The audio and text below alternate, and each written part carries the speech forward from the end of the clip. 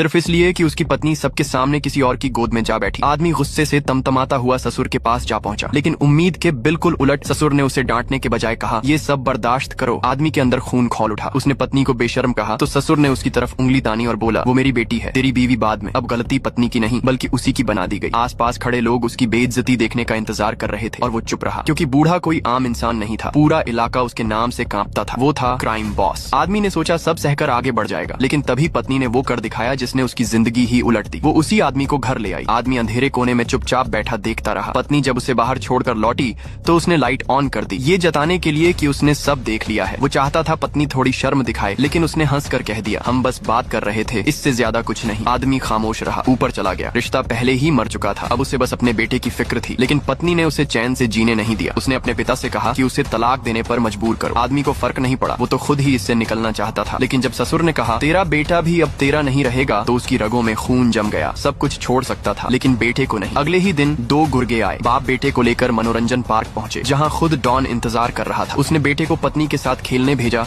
और आदमी को अकेले बुला लिया। दोनों फेरिस व्हील पर चढ़ गए, लेकिन जैसे ही ऊपर पहुंचे, नीचे का नजारा देख आदमी की सांस रुक गई। उसकी पत्नी उसके बेटे को कार में बिठा रही थी। ये सब एक चाल थी। बॉस ने उसे ऊपर फंसा दिया ताकि नीचे से बेटा छीन ले। उसने विरोध करना चाहा, लेकिन तभी किसी ने उसकी पसली में बंदूक गड़ा दी। वो मजबूर होकर सब देखता रह गया। इसके बाद उसे कार की डिक्की में ठूंस दिया गया। सुनसान जगह ले जाकर एक जर्जर वैन में फेंका गया। गले में जबरदस्ती शराब उड़ेल दी गई। पूरे वैन में पेट्रोल छिड़का गया और आग लगा दी गई। योजना साफ थी, इसे हादसा दिखाना था। लपटों में वो तड़पता रहा और पत्नी अपने बेटे के साथ सब देख रही थी। जब आग भी उसे खत्म न कर पाई तो गुर्गों ने 2 गोलियां दाग दी। सबको लगा कहानी खत्म हो गई, लेकिन असली खेल तो अब शुरू होना था, क्योंकि ससुर और पत्नी दोनों को अपने किए की कीमत जान देकर चुकानी पड़ी।